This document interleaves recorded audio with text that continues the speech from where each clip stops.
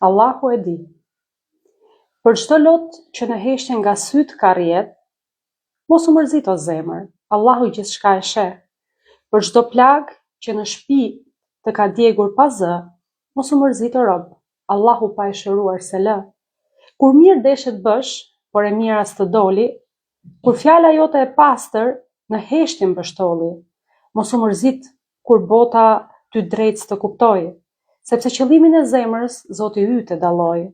Sa herë u përpoqe, fale, shpirtin tënd sfilite, sa herë u rrëzove, por prap me plagur i ngrite, njerëzit se pan luftën që në zemër e mbaj e ti.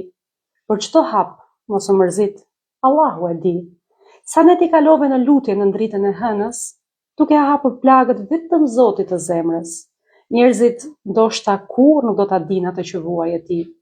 Çdo pshërtim të fshet, rrie qet, Allahu e di. Nëse bota të harron dhe të mirën s'ta vlerëson, nëse fjala e drejtë shpesh plag të dhuron, mos u mërzit për këtë padrejtësi, sepse çdo grimës të së mirës, Allahu e di. Kur sprovat vinë si male dhe rruga bëhet e gjatë, kur shpresa duket e vogël si një yll në natë, mos e lësho durimin, mos e humb dritën e gjij, se pas çdo errësire, një agim Allahu sjell përsëri. Prandaj bëje të mirën, dhe kur askush se sheh, edhe kur bota të lof, e zemra në heshtje fortre, se çdo hap, çdo lot, çdo mirësi është shkruar lart në qiell dhe Allahu e di. Përshëndetje, të mirë se erdhët në këtë lidhje live të së dielës. Jemi sot në podcastin numër 4 me mua, Eni Islamin, dhe me të ftuarën tonë të nderit. Sot do të flasim për një të ftuar ku nuk kemi të bëjmë për histori që dëgjohen shpesh, por janë histori të një rrugtimi që duhen ndjerë. Ju kërkoj shumë ndjes, janë defekte ose probleme teknike që ndodhin për këdo. Unë falenderoj vajzat që janë duke më ndjekur dhe më kontaktuan, treguan që nuk dëgjohesha paraprakisht. Uroj që gjithë live-i të rrjedhë ashtu siç duhet me lejen e Zotit, sepse sot, siç jam unë emocionuar çdo të diel që jam përpara jush, kemi një motër, një zonjë të nderuar dhe një grua aq fisnike sa që unë jam shumë e lumtur që bëri pranimin e ftesës dhe do na nderoj sot me pjesëmarrjen e saj. Bëhet fjalë për një motër që ka shumë për të treguar nga realiteti, nga jeta e saj, po dhe nga gjitha përjetimet që ajo ka hasur qësh nga fëmijëria deri sot. Ftoj në këtë live përzemërsisht motër Adriana Sali.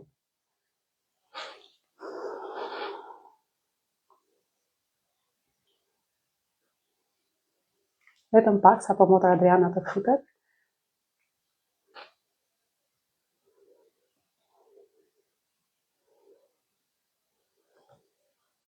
E kam cilësuar këtë lidhje live sot me një histori që nis mes pronojave dhe përfundon me një zemër që lidhet përjetësisht me krijuesin dhe me dashurinë ndaj tij. Për gjithë këtë do na flasë motër Adriana dhe jo vetëm për fëmijërinë, për shkollimin, por edhe për dashurinë e madhe që ajo ka në zemër dhe për gjithë historinë që ajo ka përjetuar gjatë jetës së saj. Është një rrugtim sa i bukur, aq i devshëm dhe domethënës.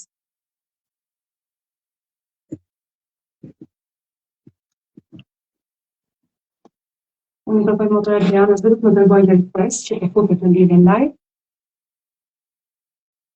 Luzohet shkoj gjithçka siç duhet, sepse është vërtet një mundësi shumë e mirë siç ka nesër të treja live-et e mëparshme.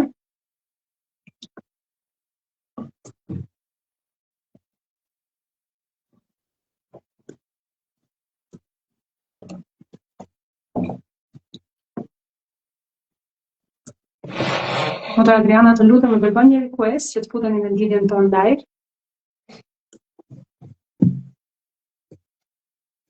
Hajde, inshallah. Allah e di më së miri.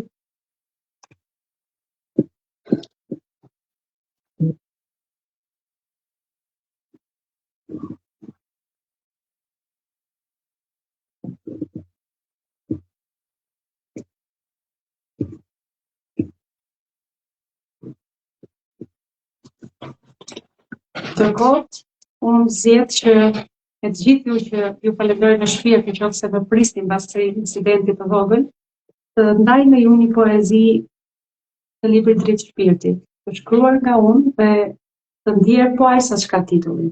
Mirësia. Nga zemra në zemër, përçoni lumturi, pa arsye, për dëshkirë, dhuroni mirësi.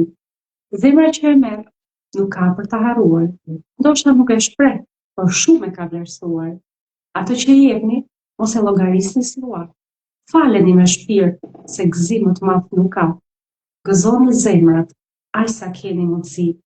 Nesër, me zemër të gëzuar, dashur Allahu do të gjendesh edhe ti. Kjo është ajo që shpesh herë neve harrojmë, ose themi i kam bërë shumë herë mirë, po ai nuk ta di. Po sikur të ta di i madhi Zoti dhe ta kthej shumë fisht në një gjendje të vështirë, në një moment kur vërtet keni nevojë. Dhe nuk është çështja vetëm të bëj mirë për të fituar diçka të mirë nga ai person. E bukura e të bërit mirë, një jetë të pastër, është kur ti nisesh me shpirt dhe e bën atje ku ti e di se nuk do të marrësh ndoshta asgjë në këmbim. Lu Zotin të bëjmë për punë mirëve, lu Zotin që dhe gjithë ky transmetim, dhe gjithë kjo lidhje live ose kjo përpjekje që unë po bëj, të llogaritet si një vepër mirësie ku ne të shpërndajmë dritën e besimit, mirësisë, familjes dhe të atyre grave, vajzave dhe motrave që mbartin në zemrën e tyre atë dritë mirësie, atë dritë force që nuk dorëzohen nga stotit dhe vështirësitë e jetës. Uroj shumë që motra Adriana të jetë tashmë në lidhje. Unë kontaktova para pak orë se sa të futesha në live, po shpresoj që ajo ta kuptoj vetëm ku dërgohet request.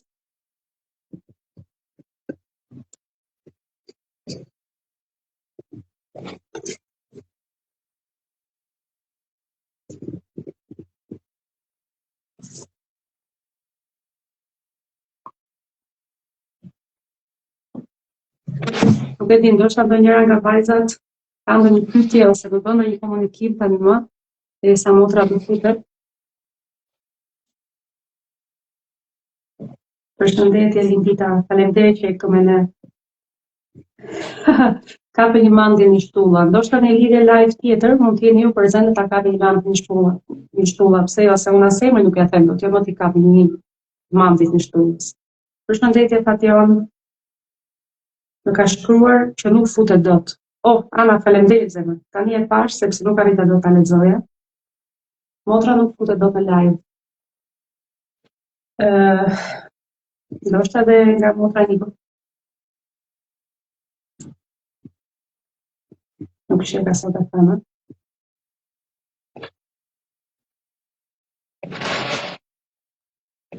Pse më lënë?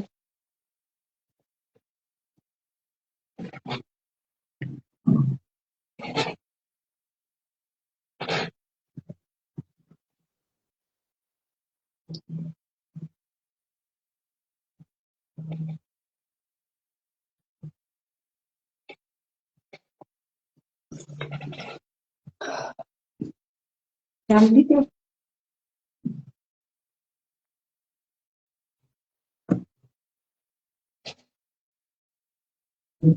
Ndoshta kjo është një sprov fik si ata që ta dalin në rrugën e jetës, edhe përpiqet na provojnë, do dorëzohemi apo jo. Unë do pres edhe uroj shumë që motra ta gjej mundësinë ose mënyrën, ndoshta unë jam e bindur që ajo nuk po gjen dot mënyrën se si të futet. Eni u lidhëm? Oh, subhanallah. Atëre, selam aleikum rahmetullah. Që mund të kesh kaluar ato emocionet e tua, jo më pak edhe unë, për shkak se unë po tentoja të lidhesha nga laptopi. Mirë po, ishte e pamundur. Atëre u detyrova u rifuta në celular që të mund të bëje mundur kjo, pasi kemi gjëra për të thënë. Aja, inshallah, Allah e di më së miri. Unë i kërkoj shumë ndjes të gjithë vajzave, motrave ose të ndjekësve që kërkojnë të dëgjojnë mandje një shtullën të kënduar nga unë. Që ne nuk jemi këtu për këngë, por jemi për të ndarë pjesë zemre, sobza jete dhe realitete që ndoshta këto defektet e vogla teknike nuk na e bëjnë dot atë që shumë mund të prisnin shkëputje nga kjo lidhje. Ka qenë ndoshta më hajër, kështu Allahu na ruaj. Unë ju bëj edhe një herë mirëseardhje edhe për zemër. Lësë Allahu të shpërblet në xhenet që u pranuat ftesën, jam e nderuar që ju kam sonte, pavarësisht gjithë problemeve. Është Shkëputje dyhershme, po uroj që gjithçka deri në fund të shkojë siç thuaj. Amineni, unë të falenderoj shumë për ftesën tënde, pavarësisht që ne jemi dy motra të cilat njihemi veç se virtualisht dhe ndonjëherë si motra, si gra, si nëna, ndoshta nuk kemi pas mundësi të ulemi dhe të njihemi më gjatë, më thellë. Sërish kjo ftesë vjen, mendoj vetëm në bazë të atij impakti që ty të është lënë, padyshim sepse ne nuk kemi folur dhe të njihemi më afër së bashku. Po elhamdulillah që erdhi kjo mundësi dhe unë e pranova me shumë kënaqësi. Përse? Për shkak të asaj mirësie që ti mban në veten tënde dhe tenton ti vazhdimisht, edhe pse shpirti mund të ketë shumë brenda, por ti derdhën përvargje ato mirësi dhe ato na kanë bërë që jemi këtu. Aq pak sa njihemi virtualisht na ka bërë që jemi këtu bashkë. Allah është shpërblet, Zoti ju nderoft, jam shumë e lumtur që ajo që njeriu përpiqet të përçojë me ato rreshta, me ato ndjesi që ka brenda vetes, arrin të depërtojnë. Unë jam shumë e lumtur dhe me fat me Zotin, kjo është një risk, si gjitha rrisjet, sepse njerëzit e pretendojnë riskun pasuri, po pasuria është 1/100 nga gjitha ato rrisjet që Zoti na jep. Edhe që njerëzit të duan pa takuar, kjo është ndër nga ato vepra që Zoti ka llogaritur si risk të madh, sepse ka depërtuar zemra, ka depërtuar buzëqeshja, ka depërtuar ajo ndjesi e shpirtit mes nesh apo dhe mes shumë motrave të tjera. Elhamdulillah. Po mendoja tani që po flisje, kjo pauza e fillimit, unë përgjithsisht nuk jam njeri që emocionohem kollaj, domethënë. Dhe ndoshta ky sikleti i motrave që presin, i dëgjuesve të tu që ti tashmë i ke mësuar, krijoi dhe tek unë atë pak ndoshta emocion të shtuar, për të qenë dhe unë, si thua, pak me emocionuar se sa ashtu si e kisha nisur aq qetë dhe aq në paqe. Ne do të thonë në temë që mos i lëm as motrat dhe as të tjera që janë ndoshta edhe për herë të parë që na dëgjojnë dhe thonë po bëjmë muhabet. Nuk kemi për muhabet, po ne jemi për një mision shumë të madh. Jemi për ato misione që përpiqemi të përçojmë dritën nga zemra tek gjithë zemrat e tjera që ndoshta kanë nevojë. Motra Adriana, unë jam shumë e lumtur që ju keni pranuar mes gjithë atyre ftesave që ju keni gjithmonë, që atë dritën e mirësisë shpirtit tuaj ta ndani me mua dhe me gjithë motrat që ndoshta janë vërtet në nevojë për të marrë nga drita juaj. Do doja që ta nisnim tek pika kulmore e jetës suaj dhe tek ajo që unë kam quajtur titull podcasti sonte. Do me thënë, bëhet fjalë për një histori sa të dhimbshme, por dhe aq domethënëse për atë që ju formuat që është asaj kohe. Pra në një moshë 5 vjeçare, keni treguar që në qytetin tuaj të lindjes në Vlorë, një natë shtëpia juaj shembet. Unë të doja të mbetesha këtu dhe vazhdimin ta dëgjoja nga një oratori aq e bukur dhe mbretërese që kam lexuar dhe kam parë nga ju. Të falenderoj Jeni. Atëre le të hymë në zemrat e motrave me fjalë zemre. Me fjalë që dalin nga përjetime të jetuara, të cilat janë kthyer tashmë në kujtime të dashurat e mia.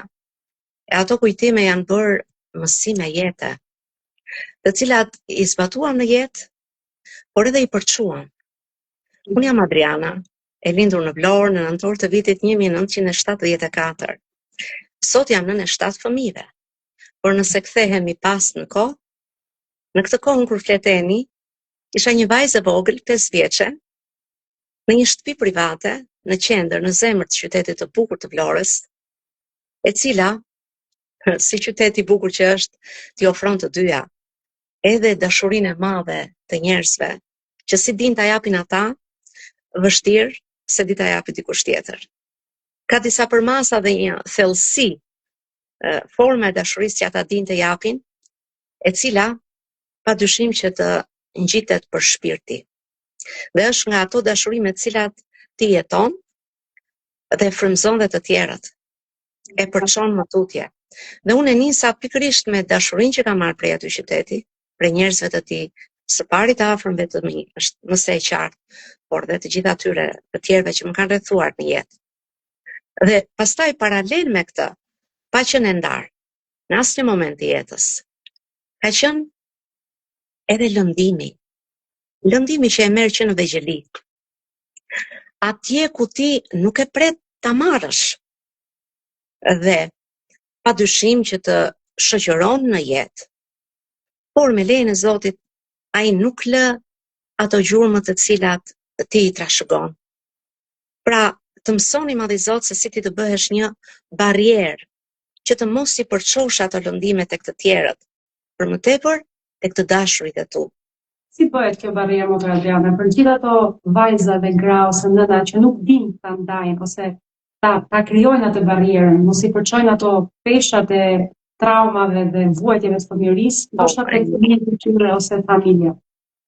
Besoj që kjo është shumë e thellë dhe unë e mendoj që kjo kërkon trajnim në një podcast tjetër. Por ne nuk do i lëm pa cekur. Jo, nuk do i lëm pa cekur ne disa hapa që duhet i ndjekim. Pse? Unë jam dëshmi dhe nuk e mohoj dot dhe unë prandaj pranova ftesën. Pikërisht për të ndarë ato hapa që unë i kam hedhur dhe që me ndihmën e Allahut padyshim kanë rezultuar të jenë të suksesshme. Unë për atë pranova të flasim bashkë. Atëherë i kthehemi asaj periudhës, një natë ka qenë ajo. Padyshim një moment ka qenë ai. Unë jetoja në Vlorë së bashku me nënën time, me duarartën tonë, me një nën sakrifikuese, si të gjitha nënat. E ku ka nën që nuk është sakrifikuese? Një nën kërkuese, shumë kërkuese, dhe një grua e cila pajtohet me ndryshimin edhe kur i duhet pak kohë. Dy motra të mrekullueshme dashuria për të cilat në pozicionin lart poshtë që vjen prej Allahut dhe na i mbush zemrat me dashuri për njëri tjetrin, padyshim që nuk ka hije dyshimi në to. Ndërsa në formën se si ne e përcjellim tek njëra tjetra, në atë formën horizontale, është përballur dhe ajo me sfida. Dhe ne jemi realist, domethënë, nuk fshehim sfidat me cilat përballemi, se ne mbi to ngrihemi. Dhe pastaj figura e një babai i cili, është ajo figura qendrore, e cila ka lënë gjurmë të thella në formimin tim. Por kthehemi aty tek ajo nata, e cila pas mesnate dëgjuam ato krismat e para të atyre drasave, të shtëpisë private, ne ndodheshim në katin e sipërm. Nuk po i hyj analizës tani, a pse ndodheshim ne aty, a nuk e dinim se do binte shtëpia njëherë. Mua nuk më interesoni një fëmijë 5 vjeç, as që i di këto. E vërtet. As që e di ai, arsyen pse ndodhet aty dhe pse është aty dhe pse përjeton atë gjë.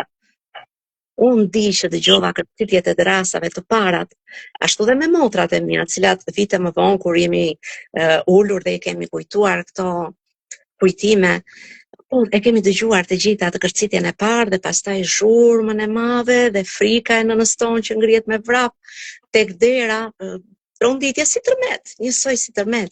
Dhe shkon tek dera, aty jeni të treja motrat, ne kemi fiksuar një llampë në korridore, e cila tundej dhe i bënte dritë asaj që unë e quajta humner.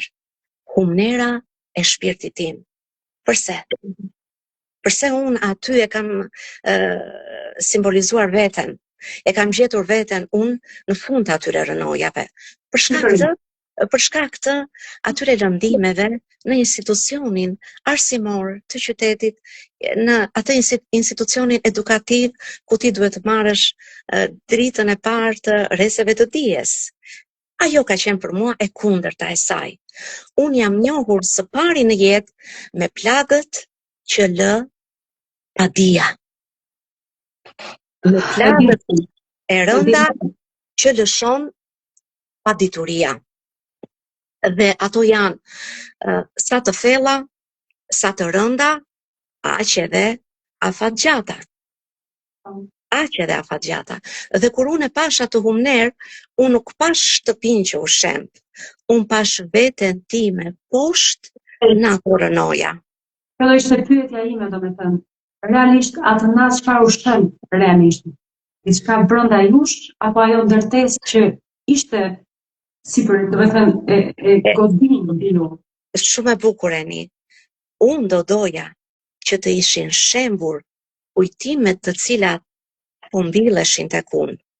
Unë doja që bashkë me shtëpinë të mos ekzistonin këto dhimbje të mijat. Por realiteti nuk ishte ky. Unë isha aty poshtë dhe ajo drita që lëkundeja aq pak dukej ajo dritë, ajo ishte drita e cila mua mësolli këtu ku jam sot. I kemi zbritur ato shkallët e shtëpisë me ato këmbët që na dridheshin edhe që nuk ngulej dot këmba tek shkalla tjetër, të dukej sikur do të shembej. Unë këtu dua të ndalem pak, sepse unë nuk mund të mohoj atë që ndjeva në ato momente. Në ato momente një mendim që ti, një fëmijë 5 vjeç, ti nuk je në gjendje ta perceptosh nga erdhi, si erdhi, pse erdhi ky mendim. Ama ai ishte aty pranë meje. Unë e ndjeva unë një mendim brenda meje, një zë të bukur, nuk di më se si ta përshkruaj në ato momente. Ti do ringrihesh sa herë të shembet gjithçka rreth teje. Po, unë nuk mund ta mohoj këtë Eni. Unë këtu jam për të thënë pikërisht këto gjëra që unë i mbart, por dhe kam ecur me to. Pse? Sepse kjo forcë e dën aty, që unë nuk e di as nga vinte, as si vinte, nuk isha në gjendje ta perceptoja, absolutisht. Absolut. Po jam shumë e lumtur që mbani mend vetëm domethënien e shpirtit tuaj në atë situatë. Eni, ajo mua do të më shoqëronte përgjatë jetës. Jeta në vazhdimsi mua do të më servirte shembje të përsëritura, mbi të cilat mua më duhej sërish të kujtoja veten time 5 vjeçe, se si unë e pash dritën. Eni, kështu ka qenë vendosur në shpirtin tim, e tillë. Edhe unë nuk mundem ta mohoj. Vazhdon pasaj Eni. Kjo fëmijëri nuk kishte vetëm këtë pamje. Subhanallah, nëse nga i qytet mora dashurinë më të madhe, dhe ato dhimbjet e mëdha të fillimit të jetës, kështu ka vazhduar jeta në vazhdimsi. Kështu, mirësia me dhimbjet bashkëshoqëruese deri më sot. Kjo është edhe pyetja e radhës që jeni doja të ndalesha. Do me thënë, realisht në rrënjët e shpirtit tuaj, çfarë keni marrë ju me vete nga gjithë ajo fëmijëri dhe që ju shoqëron ndoshta akoma edhe sot? Eni, është një, mendoj unë, mënyra se si Zoti i Madh ja shtron jetën njeriut, e mëson atë, e përgatit atë, e bën gati atë që në hapat e parë të jetës për misionet që ai do të mbarti me vete në jetë. Ti përgatitesh, çdo gjë e cila vjen në jetën tënde është për të lënë tek ty gjurmën e cila do të formësoj ty dhe ti me të do të ecësh gjatë. Mirë po, nga kopshti, se këto janë historitë e kopshtit, janë ato kujtimet, janë ato që ngelen aty, e para. Ato janë kujtimet e para. Prandaj dhe unë nxora 2 kujtime, i mora këto, dashurinë e madhe, është ndjerë që fëmijë, është ndjerë ajo. Dhe lëndimi, po, është ndjerë dhe është marrë. Po dhe shpresa e madhe, do ringrihesh, do ecësh. Dhe vazhdojmë në vitet e shkollës.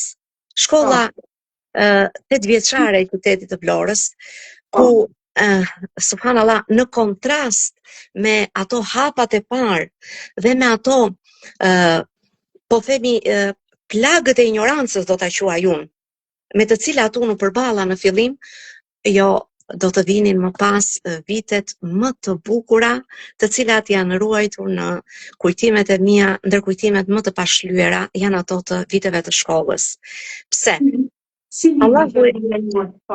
Allahu i madhëruar Eni, si këdo, si secilin prej nesh që e ka pajisur me aftësi, me cilësi, secili prej nesh mbart brenda vetes një det, them unë, të thellë, mirësisht të mëdha. Ashtu dhe unë, kish pajisi madhi Zot, me dashurinë për dijen. Ndoshta mendoj që kjo linte shumë natyrshëm nga etja e madhe që unë kisha për të shëruar plagët e paditurisë që kisha i mbartja unë në një mënyrë të natyrshme, për mënyrën se si unë e njoha botën dhe unë nuk kisha të ngopur me dijen. unë nuk kisha të ngopur, do më thënë çdo gjë që unë i njihesha me të, unë doja ta dija në formën më të bukur. Pra realisht, motër Adriana, ju kërkonit të shtonit dije për veten dhe shpirtin tuaj, apo ishte ajo ndjesia e mbushjes atij boshllëkut, ose të asaj paditurisë, ose të asaj ndjesie që ju kishte lënë fëmijëria e hershme. Pra njeriu kur përpiqet ose thot unë e dua diçka në jetë, është ajo sepse vërtet ne e duam nga shpirti apo kërkojmë të mbushim atë hapësirën voshe që na është lënë dikur. Mendoj Eni që cila do qoftë fillesa, apo sebebi, apo shkaku që e bën që të ndodhi kjo dashuri për atë do ti të bushësh atë dhimbjen apo atë pjesë e cila nga boshllëk ti kërkon ta mbushësh, apo nëse do isha e mbushur dhe do kërkoja, unë mendoj që shpirti është në kërkim. Edhe nëse ti mendon se je i ngopur, deri në momentin që shpirti do njihet me atë të cilin e ka krijuar, ai do kërkoj. Pra, unë mendoj se fillimisht kërkesa ime, nevoja e madhe e shpirtit tim, e botës time të brendshme, ishte për të shëruar veten. Mendoj që këtu fillonte. Por, çuditërisht, nuk ma mbushte dija vetëm. Nuk ma mbushnin librat që lexoja, nuk ma mbushnin këtë pjesë, as pjesëmarrja në për aktivitetet e ndryshme, siç ka qenë atëherë në kohën time. Unë i përkas thash këtu gati 50 vite përpara, një brezi që në atë kohë kishte shumë aktivitete, në për shkollat tona, kishte shumë konkurse, dhe mua mësuesit më aktivizonin në shumë prej tyre, dhe gjithë jeta ime shkollore ka qenë e tillë, dhe vlerësimi i tyre ka qenë maksimal dhe unë nuk mund ta mohoj dashurinë e tyre, respektin e tyre dhe atë ndikimin që ata kanë pas në formimin tim si mësues. Respekti reciprok që ka qenë i jashtëzakonshëm Eni. Por këto nuk e mbushnin ndanën. Kur e kuptova unë këtë, një ditë duke shkuar në konkursin e radhës Eni, bëhet fjalë në cilën moshë? Shiko, ka qenë mosha 10-11 vjeç, diku klase 4-5. Unë duke shkuar për në konkurs, kam qenë një fëmijë mistrec në thonjza, unë pyesja shumë, kërkoja të dija, unë nuk kënaqesha me faktin që do lexohej ky libër, po pse duhet lexuar ky libër? Unë bëja pyetje për çdo gjë. Pse duhet të vishem kështu? Kush e përcakton se unë duhet të vishem kështu? Unë kisha një rebelizëm karshi normave të kohës. Nuk kënaqesha me faktin kërkoja diçka të pandryshueshme. Eni unë isha në kërkim. Që e vogël, doja një libër, të lexoja një libër i cili nuk kishte ndryshuar dhe nuk pësonte ndryshim. Nuk e dija unë fare se nga më linte kjo dëshirë. Unë di që unë kërkoja të pandryshueshme, atë që nuk ndryshon, diçka që nuk i takonte njeriut. Isha në kërkim të kësaj gjëje. Realisht kur ka qenë hera e parë që motër Adriana ka kuptuar se ajo që kërkonte ishte në brendësi të shpirtit, ishte diçka që thritej për brenda. Ishte ajo shpreha ku juve deklaroni me gojën plot ose ndoshta vinte edhe nga thellësia e zemrës, të thonit unë jam muslimane. Kur ka ndodhur kjo motër Adriana? Eni, përpara se të ndodh kjo, unë kam një sekuencë që nuk mundem ta lë pa e ndarë me motrat. Po shkoja drejt konkursit të radhës, ishte pikërisht kjo moshë që thash 10-11 vjeç, dhe një mendim në kokë më vjen, po nëse nuk e fitoni konkursin, edhe unë e hapitur, kështu që nga më erdhi ky mendim, po si nuk do e fitojmë në konkursin, unë kam mësuar pjesën time, pjesën e shokëve, pjesën e shoqeve, nuk bëj fjalë që unë të pranoja humbjen, jo për ndonjë ke parasysh ata njerëzit perfeksionistë, jo absolutisht, por ishte thash ajo etja që unë kisha, unë mësoja me dashuri. Unë nuk mësoja se më impononte dikush, nuk mësoja se dikush më thoshte do fitosh me patjetër, jo, unë e kisha e sfidën me veten. Dhe thash, po si nuk do fitojmë, si nuk do fitojmë. Po nëse vazhdonte mendimi një përplasje mendimesh në kokën time, në zemrën time, më shumë se sa në mendjen time. Do fitoj, patjetër, po nëse nuk fitoni, a do pranosh që ka diçka për te që e përcakton, a do fitoni apo jo, dhe jo sepse ti ke mësuar të gjitha. Kjo ishte diçka e re, që erdhi një mendim i ri tek unë, dhe mua më duhej patjetër dhe të luftoja me të, por dhe të jepja një zgjidhje, një përgjigje. Ishte shumë e rëndë për mua që të mendoja që të pranoja që nuk do fitonim. Por, ashtu dhe sfida ishte shumë e madhe, që të pranoj që ka diçka tjetër që e përcakton. Më intrigonte si mendim. Dhe thash, po, nëse nuk fitojmë, e sigurt që do fitonim, se kisha mësuar çdo gjë, përmendesh çdo gjë. Dhe e pranoj sfidën unë. E pranoj një sfidë të brendshme. Dhe kur shkojmë në konkurseni, pyetja e fundit dhe përgjigjja e fundit më takonte mua. Dhe ngrihem në mënyrë precize e jap përgjigjen, marr atë miratimin e drejtoreshës së shkollës, që po, domethënë e the saktë dhe fituam, dhe Juria nuk e quajti përgjigjen. Eni, përgjigja ishte e saktë. Juria nuk e pranoi. Pika nuk u mor, shkolla jon fitoi vendin e dytë. Dhe Adriana shtangu. Vjen në drejtoresha më vrap me atë dashurinë e nënës dhe jo të edukatorit, po vjen dhe mendoi se ndoshta unë u shtanga nga humbja dhe nga sfida, pranimi i humbjes. Jo, Eni, unë kisha shtangur sepse mua më duhej të pranoja që ishte diçka tjetër që e përcaktonte a do fitonim ne apo jo, dhe unë pastaj duhet të njihesha me këtë gjën tjetër të re që hyri tani në zemrën time. Zemra e pranoi që nuk isha unë me përgatitjen time që isha përcaktuese e fitores. Fill pas kësaj vjen momenti tjetër. Një shoqe e klasës, me origjinë nga Çamëria, një bukuroshe, me një statur.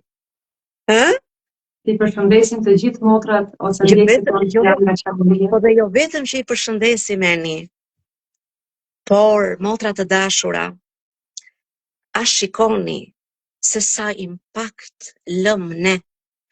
Një fëmijë ishte ajo, 10 vjeçë, moshatarja ime, nxënëse, shoqe klasës.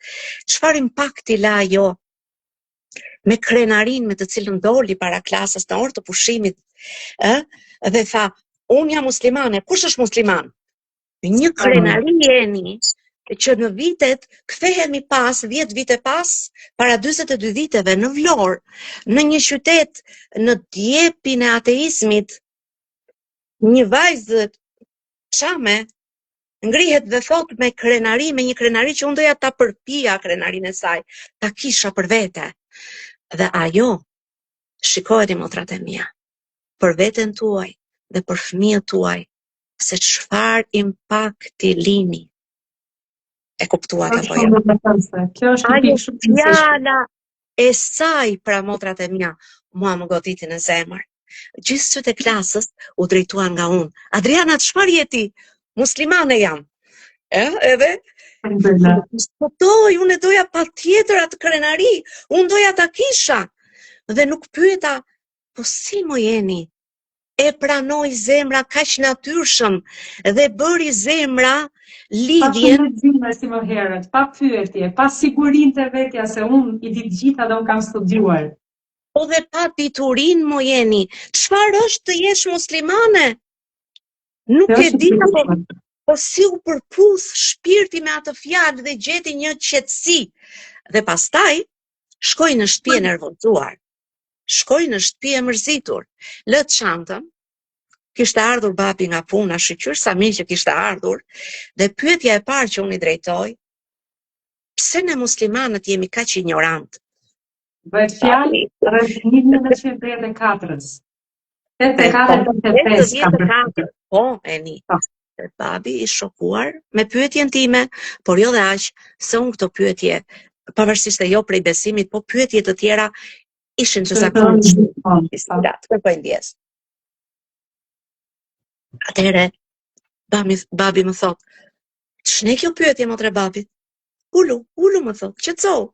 Dhe unë i tregoj për situatën, i tregoj për vajzën, motrën time, se patjetër që unë sot atë ndjej motrën, nuk e di ku është ajo. E lut Zotin ta udhëzoj dhe të jetë në dritën e besimit. Dhe i them, kështu, po ti përse shqetësohesh ta? Këta muslimanët, pse ne që kemi ignorant, ç'është kjo pyetje që ty po të shqetëson? Sepse i thash, të gjithë ata që ngritën dorën, nuk mësojnë. Të gjithë nuk mësojnë. Nuk sillen mirë. Oh, tha babi, ulu.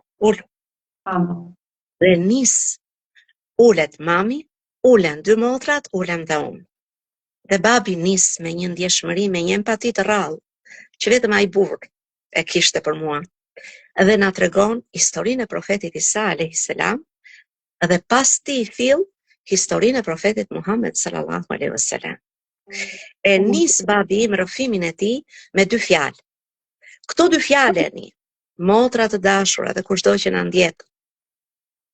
Një fëmijë 10 vjeç në qytetin e Vlorës që nuk përmendej fjala Zot, nuk njihej, nuk flitej motrat e mia, as për besim dhe për asgjë. Thot dy fjalë i mat, motre babit mbaj mend, thot.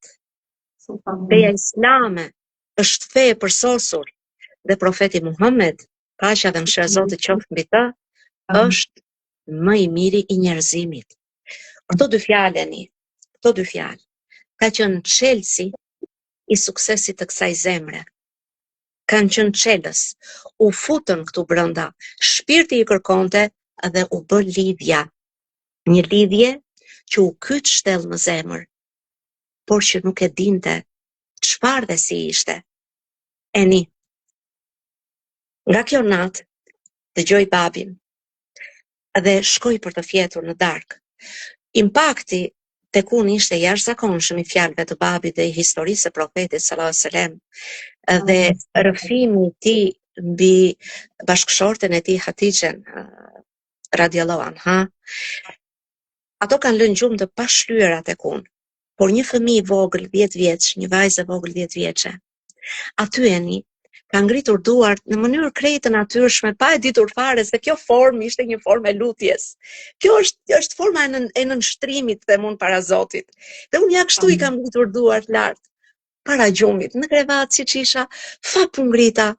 O Zot, më mëso fen mua siç ja mësove këtij njeriu. Siç ja mësove këtij njeriu, më mësove mua fen. Më drejto dhe mua, ja këto fjaleni, kështu fëminore, një lutje që, subhanallah, o motrat e mia, mos e nënvlerësoni peshën e lutjes. As në momentet kur ti ndoshta nuk je ndërgjegjshme për atë për cilën po lutesh, por po i përgjërohesh një Zoti. Kjo ka qenë lutja ime e parë, lutja ime e parë në jetën time. I kërkova Allahut të ma mësoj fen, siç ja mësoi këtij njeriu. Po pse? Nga u nisa, nga ato fjalë madhështore me të cilat i mat ma prezantoi mua figurën e profetit ton sallallahu alaihi wasallam. Më i miri i njerëzimit. Lakmia e shpirtit për të qenë pranë më të mirëve. Kishte shpirti dëshirë për të qenë pranë tyre. Jo se e meritojmë ne motrat e mia. Jo, por se ne i drejtohemi kujt? Allahu të madhëruar. Kjo po e lidh tani me të sotmen tonë, që kur të kërkoni prej Allahut, kërkoni më të mirën. Jo se ne e meritojmë, jo, por se ai të cilit po i lutemi, mundet. Vetëm ai mundet. Është kjo pra ajo këshilla e dyer që ndoshta shumë motra, shumë vajza, shumë nëna kanë nevojë të dëgjojnë. Gjithmonë kur diçka ndodh, neve na duket sikur është një fatkeqësi. Po ndoshta ai hadith i bukur, ajo shpreha që pas çdo vështirësie Allahu sjell lehtësimin, është e demonstruar më së miri në jetën tuaj. Është një dritë që ju shoqëron në shëmbjen e një ndërtese kur ishit vetëm 5 vjeç. Bëhet sebeb, ka qenë dërgesë ndoshta nga Zoti për ju, një mike, një nxënëse, një vajzë klase, që ju flet për diçka që ndoshta ai shpirti juaj që kërkonte të lexonte, të mësonte dhe studionte pafund, nuk e kishte hasur asnjëherë që ti mbushësh ai vëshllëku që ndjente. Dhe pikërisht, ndodh kjo në lidhje me dijen që kishte babai juaj, por që nuk kishte dëgjuar asnjëherë më parë në familje ose të flitej aq bukur, ato dy fjalë ose dy përkufizime që i shtrejti babai juaj bëri para jush, që ju të ndjeni pikërisht plotësimin e shpirtit dhe ngritjen e duarve drejt qiellit. Vazhdoneni. Unë doja t'u thoja dhe një këshill nxjerr nga jeta motrave të mia të dashura. Ti the që pas vështirësisë vjen lehtësimi, bashkë me të, do thoja unë. Bashkë në të njëjtën kohë. Ashtu siç vjen sprova, aty është edhe lehtësimi prej Allahut. Ato janë paralel me njëra tjetrën, përndryshe ne do ishim të shkatëruar. Përndryshe ne do ishim të shkatëruar. Aty ato kanë qenë paralel me njëra tjetrën dhe unë të falenderoj sepse nëpërmjet këtij rrëfimi më bëre të rifalënderoj Allahun për çdo sekuencë të jetës time dhe ta shikoj atë në dimensione të tjera. Në dimensione që nuk kisha parë më sot. Po. Ndalemi për një moment për të ndarë me të gjitha vajzat dhe motrat që na ndjekin tek një tjetër moment jete.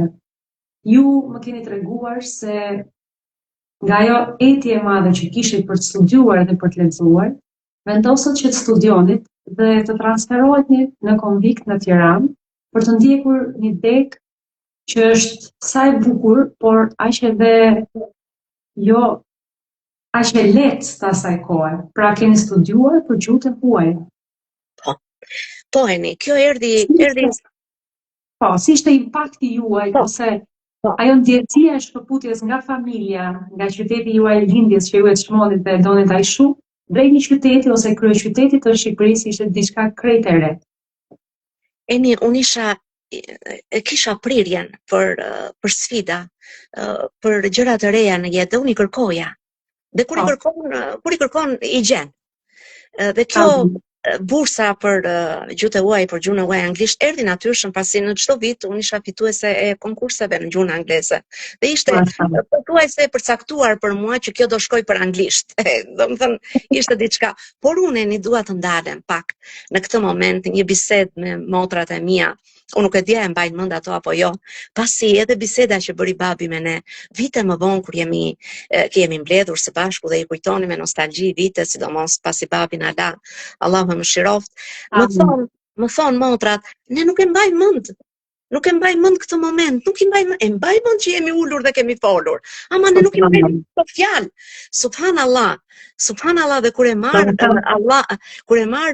Kur'anin fjalën e Allahut, kur Allahu do t'i flasë një populli, bën një person t'i drejtohet atij populli dhe veç një i vetëm e dëgjon. Kur do Allahu t'i çojë mesazh dikujt, një popull i të tërë i flet, dhe veç ai person dëgjon, subhanallah. Pra, dhe keni pasur ju, nga ajo që ka treguar babai juaj, ka mbetur vetëm në zemrën tuaj. Motrat nuk e kujtojnë. Absolutisht. As mami që ishte e rritur e jo më motrat. Po, dhe këtu kam kuptuar shumë gjëra, domethënë urtësi të rralla prej Allahut subhanallah. Janë vërtetuar para meje me këtë që po them, ajetet që lexoja. Ua, vërtet, kështu që nga një ndodhur mes nesh. Eni, unë përpara se të shkoja në shkollë tek gjuhët e huaja, unë do ta them këtë sepse vlen për motrat, më ka vlejt mua dhe unë këtu jam për të ndarë atë që unë e kam marrë si vlerë nga mësimet që Allahu më ka dhënë në jetën time. Unë kam pasur shumë merak Eni se mos gaboj kur flas. E kam pas shumë problem, e lidhja gjithmonë fëmirin time, e lidhja pra ato plagët e mia të fillimit, ndoshta thoshja, mos ndoshta fjalët e mia ma kanë sjell ndoshta këtë dëm, sepse nuk gjeja tjetër mënyrë, pse, kërkoja psen. Dhe unë gjithmonë kam pasur frikë Eni, ndoshta. Apo frikë? Jo, frikë Eni. Frikë. Nga fjala. Çfarë frike? Frikë se mos fjala që unë nxjerr më lëndon mua dhe lëndon të tjerët. Dhe jam drejtuar Zotit në atë formën e pafajshme të fëmijës që nuk di, nuk është i orientuar fare, o Zot, më mëso të flas. Dhe po më mëso të flas. Dhe më ka ardhur ai inspirimi brendshëm që padyshim se cili kushdo nga ne që i është drejtuar Allahut, Allahu e ka orientuar atë. E ka marrë udhëzimin prej Zotit, kushdo që i është drejtuar Zotit. Edhe ai frymëzimi brendshëm që më erdhi ishte fol për atë që ti do jetosh, për atë që ti e ke eksperiencën tënde, për realitetin tënd. Dhe kur shkoj në shkollë, isha shumë e matur dhe shumë e rezervuar në fjalët e mia, jashtëzakonisht. Pra nuk më kanë njohur njerëzit mua për oratore. Jo, unë isha e rezervuar në fjalët e mia. Dhe kjo do të më shpëtonte në jetë. Do të ishte një sukses për mua dhe jo dëm. Do të ishte në dobinë time dhe jo në dëmin tim. Padyshim që largimi nga familja ka qenë nga sfidat më të rënda që më është dashur të përballoj. Pse? Sepse kjo përkoi dhe me kohën e ndrimit të sistemeve në Shqipëri. Dhe të jesh një vajzë e vetme në një vend ku shteti më nuk po ekzistonte, ne ndjenim pasiguri në jetën tonë, në nderin tonë, në çdo gjë. Por dhe kjo me lejen e Allahut, mua më ka lidhur jashtëzakonisht me Zotin e Madh. Mbrojtje që më ka bërë Allahu në situata nga më të ndryshmet, pasi unë vetëm atij jam drejtuar, kanë qenë për mua ato çelësat me të cilat unë kam hapur dyer më vonë të mbështetjes tek Allahu. Alhamdulillah.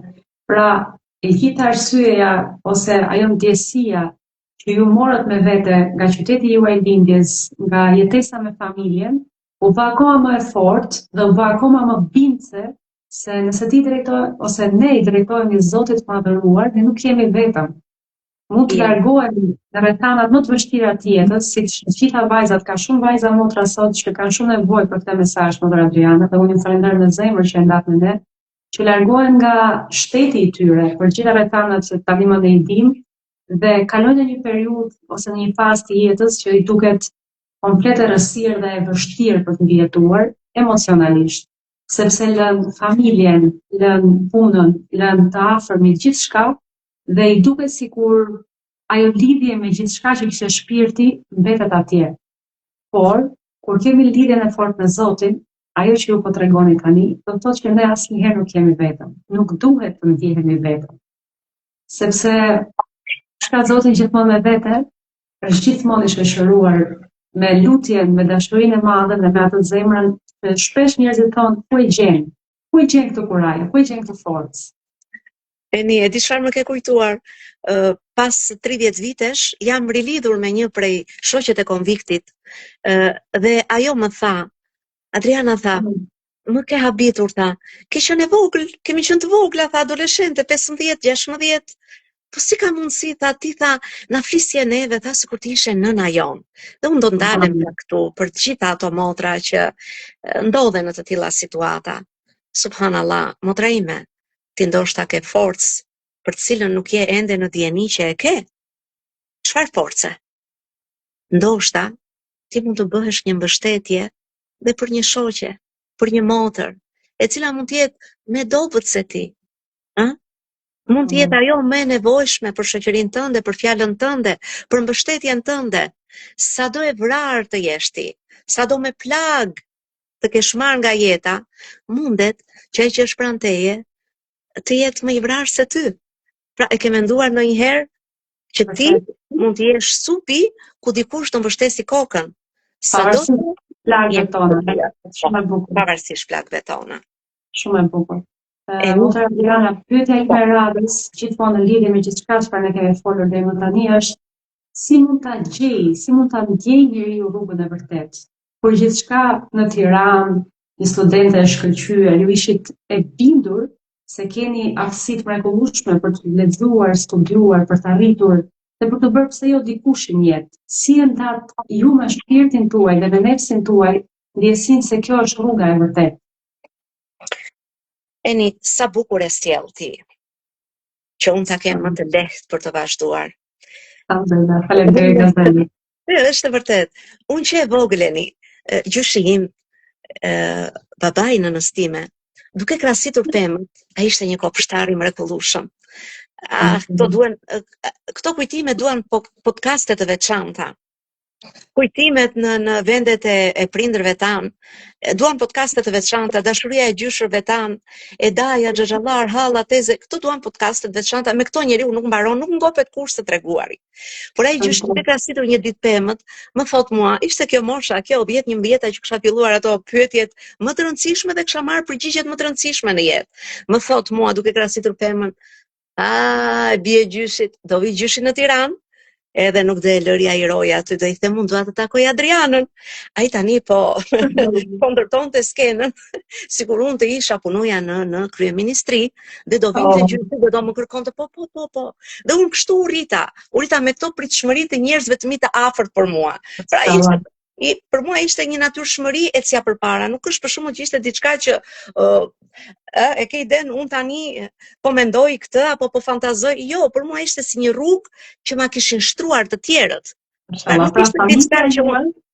Familja ishte e bindur krahasia dhe ajo mirësi e shpirtit që transmetonte brenda jush. Vlerësimet e tyre, Eni, kanë qenë të tjera, vlerësimet e mësuesve, vlerësimet e profesorëve të mi, shumë. Dhe kur unë shkoj në shkollë të mesme, madje duke qenë dhe dega për gjuhë huaj, ne kishim ato mundësitë që të tjerët privilegje që të tjerët nuk i kishin. Shkolla e mesme gjuhëve huaj, një shkollë profesionale, ku të gjithë të huajt së pari stacionin e parë kishin shkollën tonë. Dhe nuk kishte mendim tjetër në kokën time përveç se unë direkt, do më thënë direkt në kuptimin me përfundimin e studimeve, mua më priste shtëpia e bardhë, por jo në kuptimin, të lutem mos mendo, ishte për të treguar, domethënë që ishte si diçka mëse normale për mua, domethënë nuk shikoj si diçka bu çfarë do bëhet, absolutisht. Domethënë çfarë nga ajo kohë keni menduar ëndrrën amerikane që shumë njerëz e kanë dhe sot. Ëndra amerikane. Por jo ëndër, shikoj, ja ky është problemi Eni. Unë nuk e jetoja këtë si ëndër, por si një realitet i cili për mua thjesht duhet jetuar. Me kohën do vinte, pikërisht. Dhe në këtë kohë vinë misionarët e parë të krishterë prej tokës së ëndrave. Çuditërisht, domethënë, dikush më kishte dhënë një libër për profetin Isa alayhis salam, dhe unë për ta përpirë ashtu siç kisha unë dëshirë të përpija librat, e kam lexuar kështu menjëherë. Dhe kur ata bënin pyetje, unë i kisha lexuar përgjigjet që ishin aty te libri, ishin shumë të thjeshta për mua. Por ishte kërkesa e shpirtit për ta njohur Zotin më shumë. Dhe në atë kohë për mua nuk kishte rëndësisë nga cila derë i bija. Por nuk isha dhe aq e pavëmendshme në derën në të cilën trokisja. Kjo pasi, kur e kemi pas prezantimet e para në Teqesi, gjithë shqiptarët në ato vitet e para të hapjes që kudo ku thëritej për Zotin, ne ishim gati të shkonim dhe ta njihnim. Jo, unë kam refuzuar, Eni, në këto takime nuk më pranonte mua shpirti që të kishte një libër i cili e din disa të tjerë, njohin disa të tjerë, por ne të tjerët jo. E pra, kjo ndasia mes njerëzve, ky vlen dhe ky nuk vlen për ta lexuar këtë libër, këtij duhet puth dora përpara se jo, këto nuk e pranonte shpirti im asesi. Jo, isha larg këtyre. Dhe unë filloj të vete në për simpoziumet e mëdha, në për takimet e bukura që bëheshin gati, domethënë me përmasa të mrekullueshme, që sot nuk shikon spektaklet e atyre përmasave, që i bënin misionarët e krishterë në pallatin e kongreseve.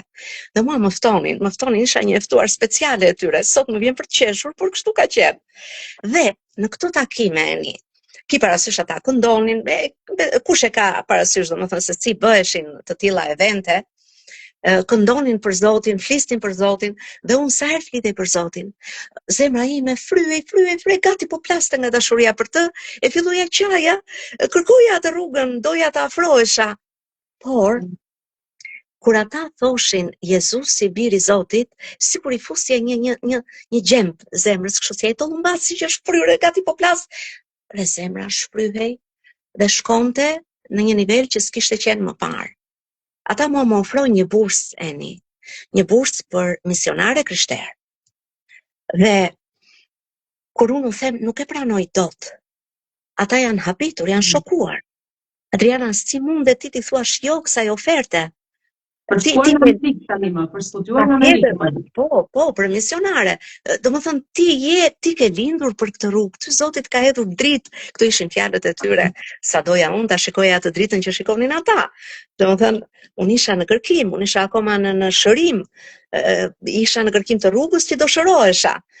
Por atë për adoleshente, në kohën e saj më të bukur, që bën atë luftën emocionale, shpirtërore dhe i vjen një ofertë e mrekullueshme do thoya unë për çdo njeri, edhe sot. Oferta e ëndrave, për një adoleshente dhe edhe për më tutje, jo vetëm adoleshente, madje unë pata përplasje edhe me mësuesit e mi, të cilët më merrnin dhe më flisnin Adriana, si nuk e pranon ti këtë ofertë. Domethënë, çfarë të shtyn? Dhe unë mendoj që ky moment sinqeriteti ka qenë prej sebepeve të udhëzimit tim. Çfarë do të thotë? Unë jam ulur me ta dhe në një bisedë me zemra të hapura u kam treguar se unë nuk mundem të vi me këtë mision nëse do ishte një ofertë për profesion. Po, për profesionin, për gjuhët e huaja, për mësuesi, e merap, apo diçka që i takon një profesioni në jetë. Po, unë do ta shikoja me shumë kuriozitet, me shumë kënaqësi. Por, kjo ofertë është pazar me shpirtin tim dhe unë kam treguar gjendjen e zemrës time se si zemra ime ndihej kur ata përmendnin Zotin dhe kur ata përmendnin Jezusi i biri i Zotit. Zemra ime nuk e pranonte dhe unë nuk kam treguar atyre gjendjen e zemrës time dhe nuk mundem dot që ta ndjek këtë rrugë, këtë mision, duke qenë zemra ime në këtë gjendje. Por çfarë qetëson më tani ata? Çfarë qetëson zemrën tënde?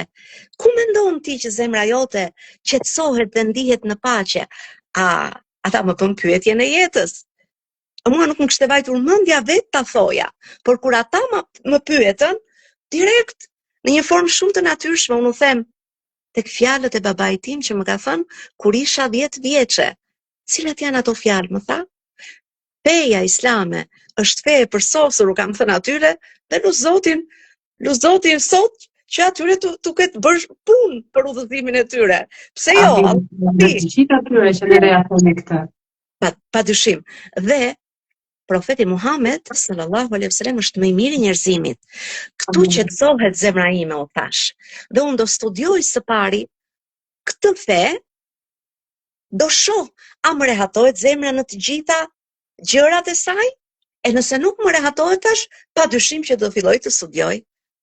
Modernjana, ishte në moment bëhet fjalë vitet 90, një krizë në shtetin shqiptar dhe ju keni konsultuar këtë bisedë, e keni rezervuar të ndjesinë e shpirtit tuaj me amerikan.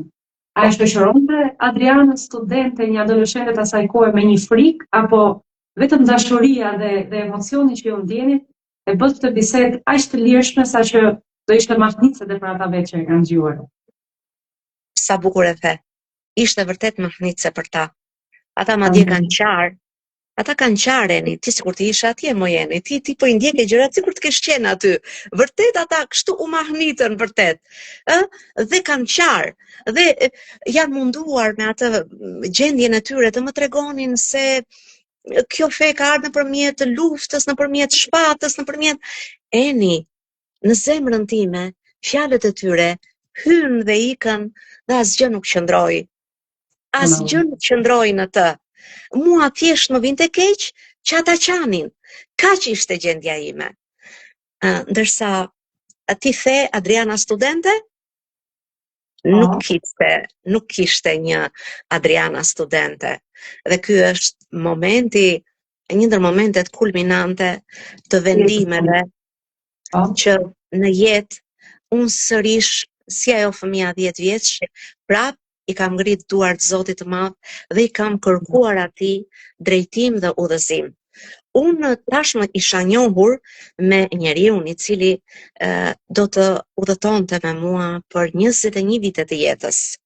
Pra, kalojmë në këtë moment, mbas gjithë asaj që ju keni ndjerë dhe gjithë atyre përjetimeve që keni hasur fëmijëri dhe adoleshencë tuaj, një pikë aq kulmore dhe aq më të rëndësishme që është për jetën e njeriu, aq më tepër të një gruaje, që është martesa dhe familja.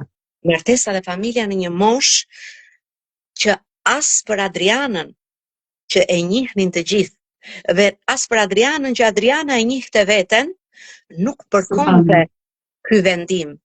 Nga ëndrat të cilat të thash ishin natyrshmëri për mua, nuk është se ishte diçka që më sforcohej për ta arritur, jo asesi, por dhe nga ajo se madje më e rënd për mua, kanë qenë pritshmëritë të afërmve të mi për mua. Kjo ka qenë ajo që unë kam huajtur, jo për veteni. Jo, më kishte hedhur Allahu një forcë në veten time, gjë që kjo forcë prej Zotit më ka shoqëruar gjithë jetën. Në vendimet që unë kam marrë në jetën time, mua më ka ardhur keq kur të afërmit e mi, për pritshmëritë që ata kanë ndërtuar. Por kjo, ata që më njohin tani qeshin. A e dinin shumë mirë që kjo mua nuk më bënte të hiqja dorë nga vendimi që unë tash më kisha marrë. Pse, Eni? Përpara se të marr një vendim, unë mendohem shumë. Dhe këtu do të kthehem pak në kohë që kur isha fëmijë, para se të flija gjumë, unë meditoja shumë. Motrat e mia. Unë meditoja rreth çdo gjëje. Rreth çdo gjë që perceptoja, që ndjeja, që kuptoja, që dëgjoja, që shikoja, unë meditoja dhe më zinte gjumi duke medituar. Dhe kjo që më ka apo duke projektuar si të bërë tashmë ndjesin që kishit brenda vetes. Sa e bukur kjo, Eni ti më njihke më shumë se sa mendova unë se dikush mund të më njihte. Eni, unë fillimisht meditoja zemër. Unë meditoja rreth çdo gjëje. Dhe çfarë bëja? Unë ndërtoja skenar në veten time. Kur të më thot kështu, do t'i them kështu, kur të më bëj këtë, do t'i bëj këtë, dhe në mes të këtij skenari unë përgjumesha. Por në këtë moment që unë mora vendimin, e mora duke ju lutur Zotit të Madh, sepse të ndërprisja këtë rrugëtim nuk ishte gjë e lehtë për mua. Dhe unë i kërkova Zotit të Madh një shenjë që ai të më qetësonte zemrën time. Dhe cila ishte kjo shenjë, Eni? Shtatzania. Subhanallah. Ishte shtatzania. Në cilën moshë bëjmë fjalë? 18 vjeç. Në vitin e 4 pra në maturë, unë prisja fëmijën tim të parë.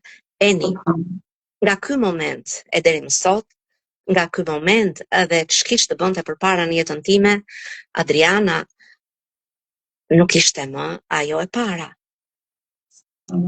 Unë jam mbushur me ndjenjën e mëmësisë që në momentin që e kam ndjerë fëmijën tim në bark. Dhe unë fillova pastaj të dëgjoj, të mësoj, të kërkoj rreth të qenurit nën. Materialet ishin shumë të pakta, Eni. Mua sërish më duhet, i besoj e kupton.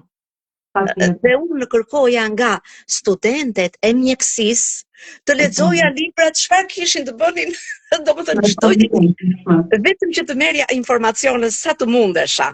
Dhe sërish këtu unë i drejtohem Zotit, Eni. Në çdo moment të jetës time, në çdo moment që unë jam ballafaquar me paditurinë, unë kam kërkuar Zotit të Madh. I kam ngritur duart me koshiencë të plotë për paditurinë time. Isha shumë e ndërgjegjshme që isha e paditur. Dhe i kam kërkuar Zotit të Madh, o Zot, më mëso të jem nën e mirë, të kujdesem për fëmijën tim. Që tani isha shtatzan. Dhe motrat e mia, si më mësoi Allahu mua? Ai më frymëzoi që unë të flas me fëmijën tim që në park. Unë flisja me djalin tim dhe i tregoja atij, ai ishte në barkun tim, dhe unë i tregoja atij kush jam unë, kush është babai yt, kush është gjyshi, kush është nëna, e me radhë gjithë familjen e tij, të afërmit e tij, ku jetojmë ne, si janë banorët e këtij qyteti, çdo gjë, dhe për ditë unë flisja deri në momentin që lindi. Dhe kur lindi, motrat e mia, unë flisja me të, jo si një bebe i posalindur. Jo, unë flisja me të sikur ai të ishte i madh. Dhe ai për mua, si nën, unë dëshiroja të ishte i madh. Dhe një ditë, shtatzan, do t'rregoj një sekuencë shumë të shkurtër, mami, duke përgatitur qëllimin e pajës, tek duke rahur ishte nëna ime që thurte qëllima, dhe i them unë, duke lexuar librin e nënës së George Washingtonit, se si e kishte rritur ki parasysh unë isha e pa udhëzuar, unë librat të çdo literaturi takonte vetëm anglishtes dhe çdo literaturë kishte të bënte me personalitetet angleze, amerikane, pra çdo gjë kishte të bënte me letërsinë e gjuhës, të cilën unë e studioja. Dhe mua më bënte përshtypje mënyra se si nëna e George Washingtonit vuri ato themelet e të qenurit ai një pushtetas. Dhe më thot nëna, po për çfarë e lexon këtë? Ç'të duhet? Ishte ideja. Ai thash, a nuk e di ti? Unë dua që djali im të jetë një pushtetas kur të rritet. Mami vazhdonte i binte që lymit me atë, më dëgjonte me atë vlerësimin e nënës, që kjo me këto ëndrat e saj, me këto të vetat. Nuk ishte të çudi, por tani ti tash më ke marrë rrugën e formimit të familjes, ë? Gjithsesi jeni. Ma kjo nuk më pengoi, absolutisht. Unë, nga ky moment që jam bërë nën, e deri më sot, ne hym këtu në pikat kryesore të jetës time, të cilat do shënonin dhe misionet themelore të jetës time, që është ai i mëmësisë. Unë e kam parë, domethënë të qenurit nën, një mision, jo një status. Nuk e kam parë status, e kam parë mision. Pra, le të mbetet kjo si një dritë këshille, si një dritë mirësie për gjitha vajzat, nënat, gratë, të gjitha ata që na ndjekin ose që ndoshta jeta i përplas edhe me një shtatzani ku unë i kam shumë. Në kohën e sotme është çik akoma më e vështirë. Jo pse është më e vështirë si atëherë, për një 18 vjeçare studente që ishte shumë ëndra. Po e vështirë kur njeriu ndoshta nuk e ka lidhjen me Zotin aq të fortë dhe të duket se një fëmijë tjetër është më shumë përgjegjësi. Si e ka ndje motra Adriana, një 18 vjeçare, që brenda saj po krijohej një krijesë që ajo ishte e bindur se do ta bënte një burr shteti. Si e keni ndjerë ju këtë përgjegjësinë? A ishte frikë, a ishte emocion, a ishte bindje një mëmësie të suksesshme për jetën tuaj? Sa pyetje e vështirë, më vure përballë kujtimeve të jetës. Në këtë moshë akoma nuk ka ardhur udhëzimi im, flas, to kanë qenë udhëtime drejt udhëzimit, por lidhja me krijuesin ka qenë ekzistente, siç e thash, që nga fëmijëria dhe për më tepër, kur ti i lutesh Zotit dhe ai të kthen përgjigje. Unë ju luta dhe ai më dha shtatzanin. Unë ju luta dhe ai më dha, po themi, më mësoi se unë të kisha siguri në atë që unë veproja me fëmijën tim. Unë kisha bindje në atë që unë bëja. A si bindje, Eni, që unë tani dua ta jap një mesazh për motrat tona. Motrat e mia, ju jeni përgjegjëse për fëmijën tuaj. Prindrit tuaj, të bashkëshortit apo prindrit tuaj, mund të jenë pa dyshim dhe janë dashamirësit më të mëdhenj të fëmijëve tuaj. Ju jeni ato të cilat mbani mi supe përgjegjësinë para Allahut për ta. Dhe këtu unë do ta bëj me fik atë prerjen, unë nuk kam lejuar askënd të futet në raportin mes meje dhe fëmijës tim. Dhe kam mbrojtur këtë raport, sepse për mua ishte mision. Edhe pse herët në dritën e udhëzimit ishte një mision për t'i dhënë kësaj shoqërie elementet më të mirë. Kështu ka qenë fillimisht për mua, për të lënë unë si nën në shoqëri fëmijë të mbar, fëmijë të mirë, të cilët do të çojnë përpara pavarësisht se nuk e dija drejtimin. Motra Adriana, si ndryshoi realisht jeta juaj? Emocionet, përjetimet edhe ajo lidhja shpirtërore me Zotin në momentin kur ju ndjet atë përjetimin e mëmësisë. Domethënë fëmijët që rriteshin paralelisht me ju dhe besimi që rritej gjithmonë më tepër, si ecën ata paralelisht në jetën ose rrjedhën e ngjarjeve që kanë hasur në përditshmërinë tuaj? Eni, e the bukur në diku gjatë prezantimit që jo çdo humbje në të vërtetë është humbje, dhe jo çdo sprov vjen për të qenë e tillë në vazhdimsi për ne, përveç se me lejen e Zotit ajo kthehet në mirësi të madhe për ne. Dhe këtu ne jemi në pikën kur ne humbasim vëllain ton të vetëm. 13 vjeç, 3 motra dhe një vëlla, dritë e syrit i themi ne andej nga jugu, po dritë e syrit është elhamdulillah, çdo fëmijë është dritë syri, po janë këto gjërat e shqiptarët, jo tek ne zimit sot.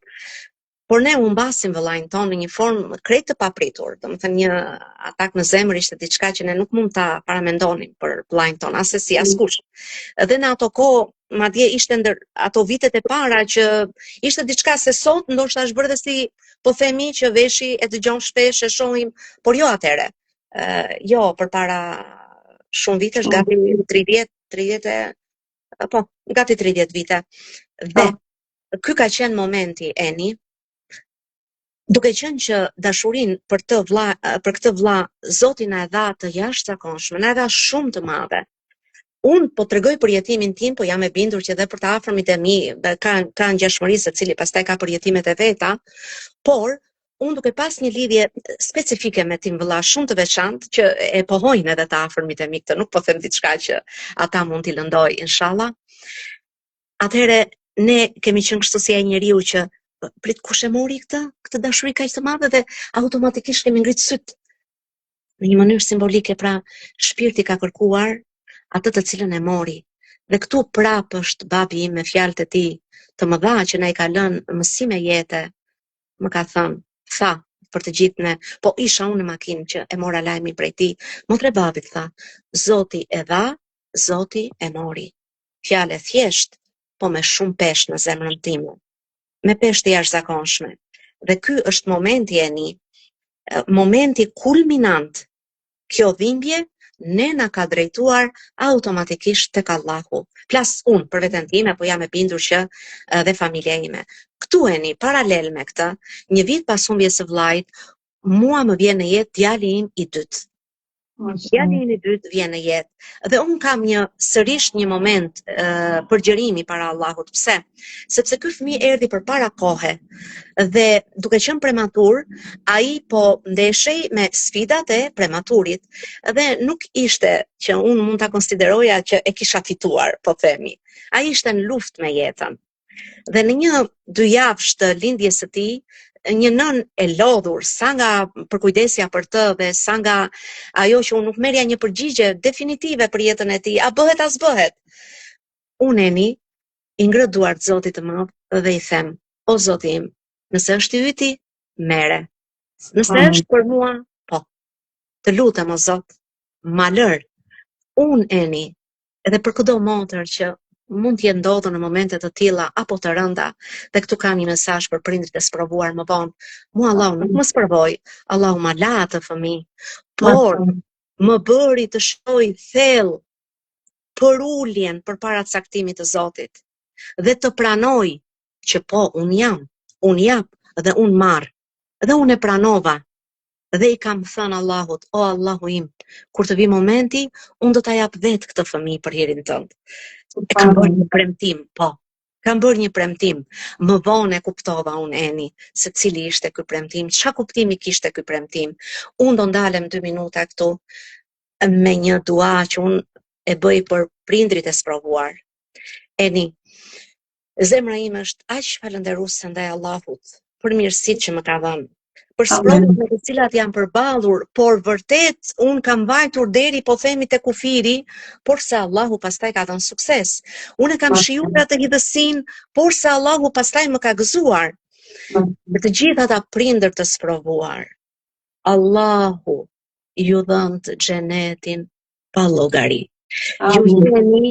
Ju jeni në duat e mia, pa ndal. Prindër të dashur, këdo që është sprovuar me humbje të fëmijës së tij, këdo që është sprovuar në shëndetin mendor, në shëndetin fizik, në atë shpirtëror, apo në humbjen e imanit të fëmijës së tij, Adriana është një motër që vazhdimisht ju kujton me dua përgjëruese tek Allahu. Tua lehtësoj Allahu sprovat tuaja. Dhe që përblej Allahu me xhenet. Dhe këtë e kam në formë falënderimi dhe mirënjohje për atë sprovë që Allahu mua nuk ma ka dhënë Eni. Alhamdulillah pa fund. Motër Adriana, kemi folur gjatë, kemi kaluar çdo minutë.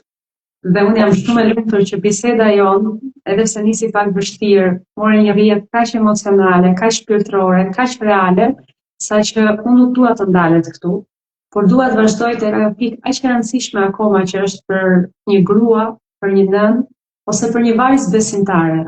Periudha ose momenti kur ju vendosët të mbuloheni, të vendosni shamin dhe tashmë të jeni në paqe me gjithçka që kishit përjetuar, me atë që doni ta bënit realitet, një besimtare muslimane e mbuluar. Eni, secila nga ne në qoftë se i futet analizës të jetës së saj, rrugtimit të saj drejt besimit, unë jam e sigurt që sikurse unë i kam nxjerr këto pika, të cilat kanë shënuar, unë jam e sigurt që secila nga ju do gjej dhe do mahnitet me ato që do gjej.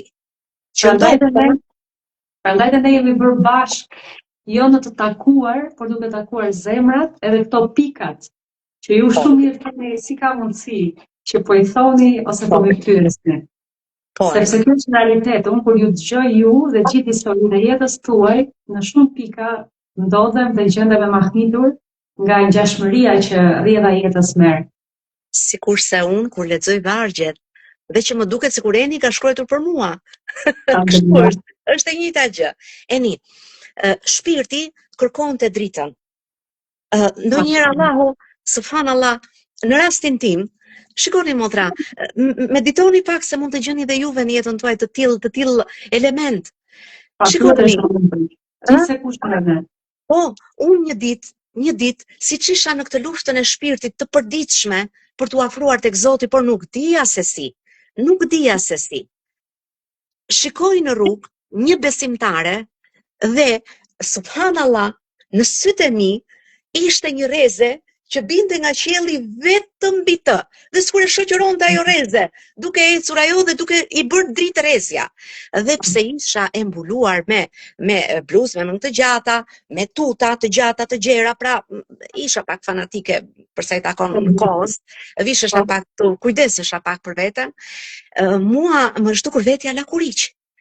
Edhe janë këputur gjunjët, jam ulur në trotuar dhe thash, po kjo dritë, pash dritë në të. Eni,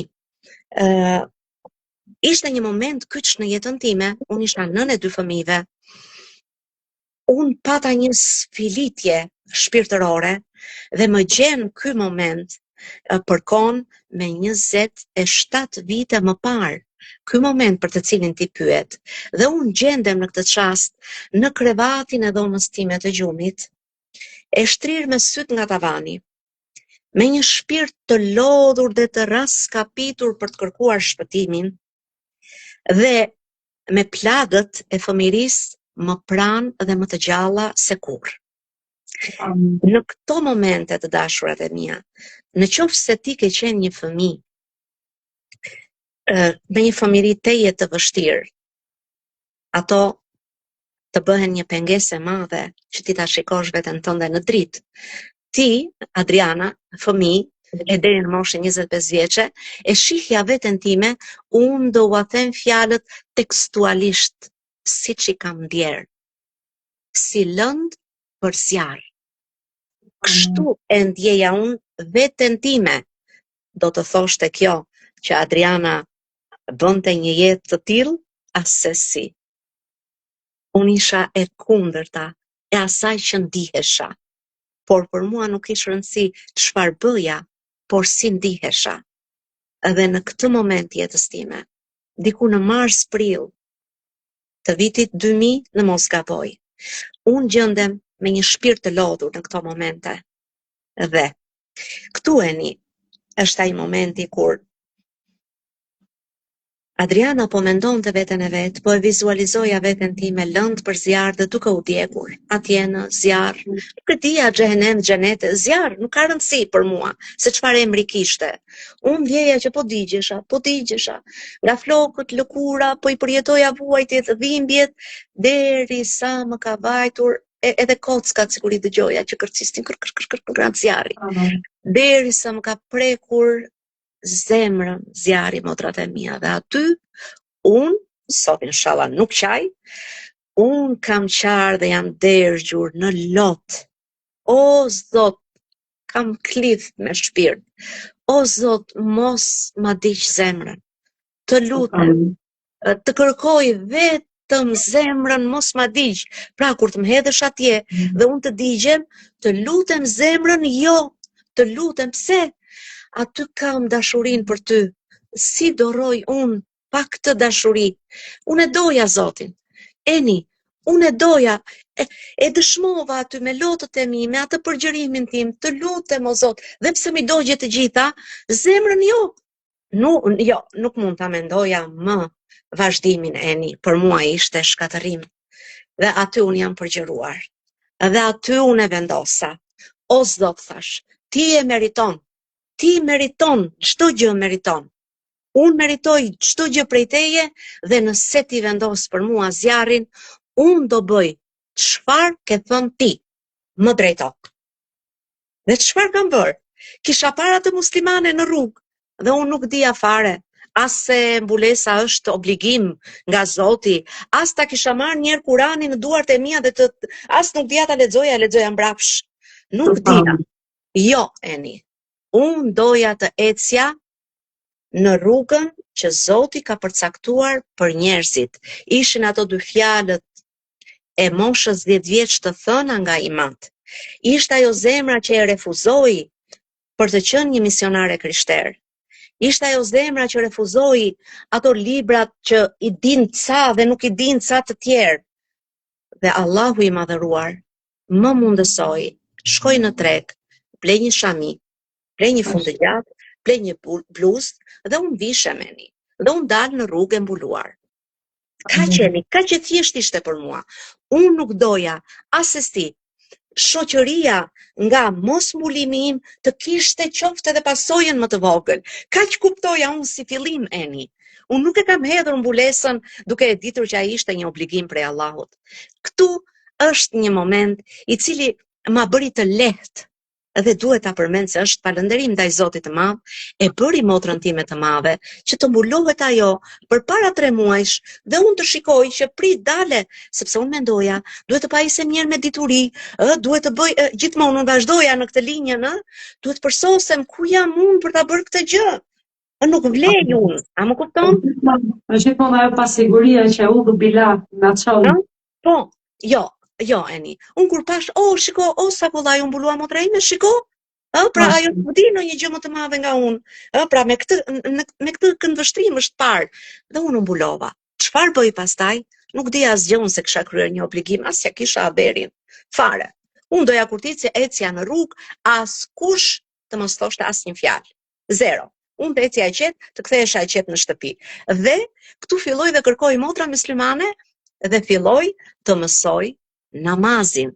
Gjej një shoqat, shkoj atje, mësoj dhe çdo gjë që mësoja, kthehesha në shtëpi dhe ua mësoj kujt.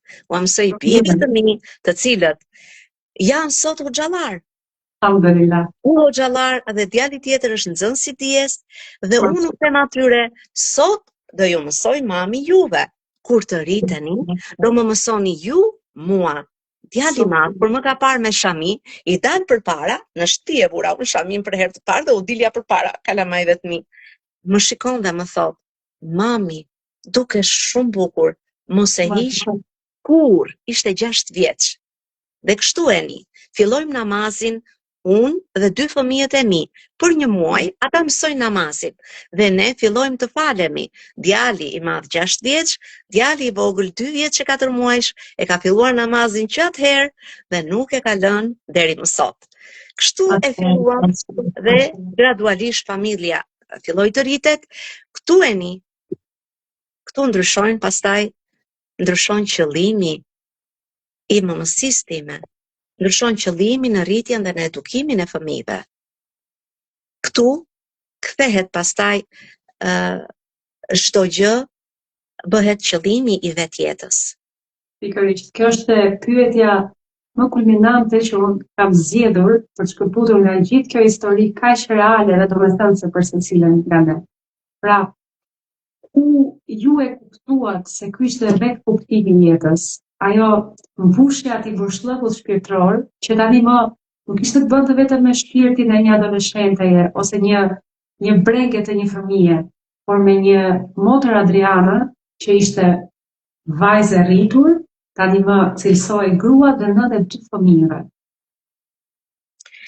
Eni, dia është dritë. Alhamdulillah. Le të mbetet kështu këtë një më e bukur për këtë podcast. Dhe Dia është dritë. dia është dritë. Mashallah. Dhe ajo dije të orienton drejt krijuesit. Shumë e vërtetë. Dhe ai Kur'an është udhërrëfyes për çdo i cili e hap, e shfleton, e lexon dhe ecën sipas mësimeve të tij. Kështu filloi Adriana.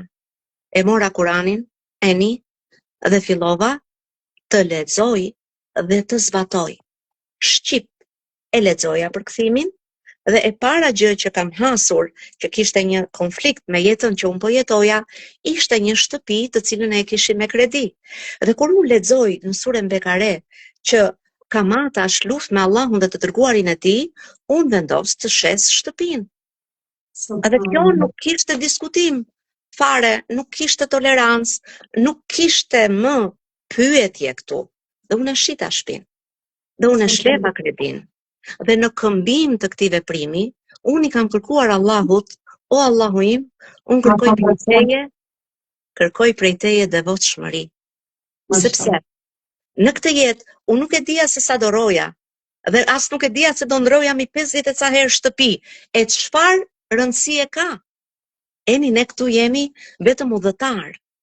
Unë çdo fjalë të Zotit që lexoja, dhe padyshim ajo që ngelej në zemrën time, sepse nuk mund të them që unë çdo fjalë që lexoja më hynte në zemër, ne vazhdimisht jemi në luftë dhe në përpjekje për ta ndjerë, për ta kuptuar drejt fjalën e të Madhit Zot. Por ka rëndësi që unë nuk kaloja tek mësimi një ajeti tjetër pas zbatuar atë të parin që kisha lexuar. Dhe pastaj u mësoja fëmijëve. E zbatoja vetë dhe pastaj i orientoja fëmijët dhe familjen time drejt saj. Eni, kështu unë kuptova, duke lexuar fjalën e të Madhit Zot, duke dëgjuar kasetat e hoxhallarëve tanë të nderuar. Unë arrita të kuptoj, të orientohem më drejt në jetë dhe të kuptoj se ke parasysh hadithin e profetit sallallahu alaihi wasallam, cilat janë ato 3 gjëra që njeriu i lë mbrapa duke shpresuar vazhdimin e shpërblimeve, e një prej tyre ishte fëmia i mirë, i cili lutet për prindin, punon me atë që prindi i ka mësuar. Dhe unë e shpoj jetën time, dhe ajo që mua ma diqte shpirtin që ishte dia, dhe kjo ka qenë një konflikt i vazhdueshëm, sot e kësaj dite vazhdon ky konflikt në shpirtin tim, që unë atë kam dashur më shumë se çdo gjë, dhe në fakt kam bërë gjëra të tjera, por jo duke mos e zbatuar atë dije. Pra atë dije që merja e zbatoja. Zbatimi i saj më ka penguar nga marrja e dijes, por më ka sjell këtu ku jam dhe më ka vendosur në jetë të qarta në zemër. Cilat janë ato njete? Unë isha nën eni dhe unë duhet të lija pasardhës të cilët me edukimin tim, me shpresë të Madhit Zot, duke ju përgjëruar Allahut për sukses, sepse suksesi motrat tona, të dashura motrat e mia, nuk është suksesi në duar tona, o motra të dashura. Kam qenë duke pastruar kuzhinën me leck në dorë dhe duke dëgjuar kasetat e hoxhallarëve dhe duke medituar dhe kam dalë në mes të kuzhinës. Duke qarë dhe duke thënë, dakor Dana, do i lësh të gjitha, do e lësh këtë etje të madhe që ke për dituri dhe do jepesh vetëm tek fëmijët e tu. Po, kam bërë pyetje, motra kam bërë pyetje me lot në sy. Por nëse Allahu nuk të jep sukses që në këtë botë tek fëmijët e tu, do lodhesh, do raskapitesh, do mundohesh, do heqish dorë nga ajo që do më shumë që është dia, e nëse nuk e merr suksesin, ç'a do bësh? E jam kthyer vetes time me këtë pyetje eni. Dhe kam qarë me lot, kam qarë mbi atë leckën që po laja e po pastroja shtëpinë, për të qenë ajo e rregullt, e dashur, e pastër, komode për fëmijët e mi. Dhe kam thënë, o Zoti im, tek ti nuk humbet asgjë. Tek ti nuk humbet asgjë. Motrat e mia të shtrenjta, që mund të jeni lodhur, munduar, për ta dhënë fen, në atë formë që e keni ditur, ndoshta edhe mund ta keni dhënë gabim, aq kemi ditur motrat e mia, Zotit na falet, na përmirësoj. Nëse fëmijët nuk e kanë ndjekur, apo kanë hequr dorë, apo janë tani në dilemat, që të përplas kjo dynja, motrat e mia, Allahu është i mëshirshëm.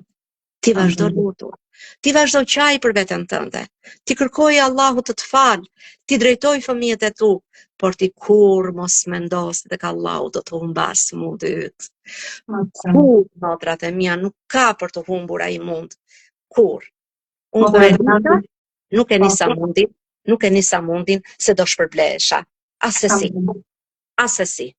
Është shumë e vërtet, shumë e vërtet. Shumë nëna sot, ose shumë vajza dhe gra që na ndjekin, mund të ndodhen ose të ndjejnë atë ndjesin që Adriana dikur ka ndjerë në shpirtin e saj. Kur një motër që na dëgjon, ndihet e humbur ose ka një mal me pasiguri brenda saj.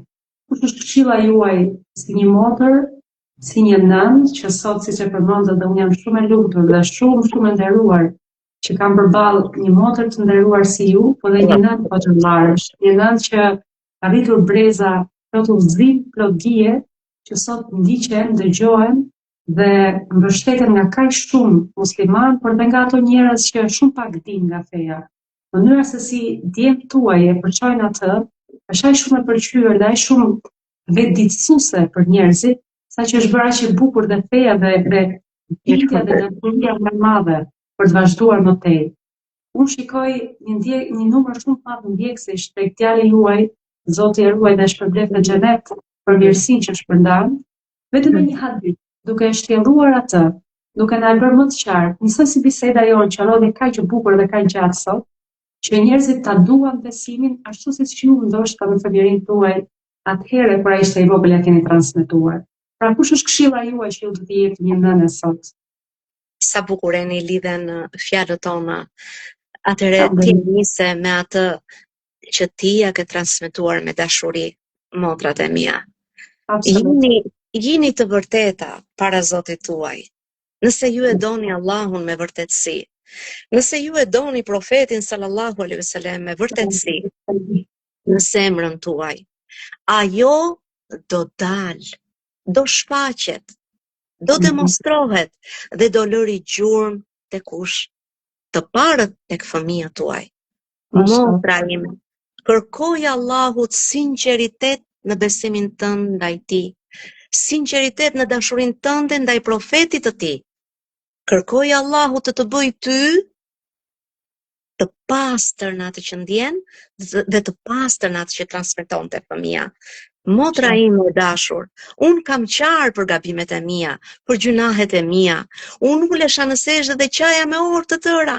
I kërkoj Allahut të më falte, të më përmirësonte, dhe të mos bëhe kjo shkak që fëmia im të devijonte.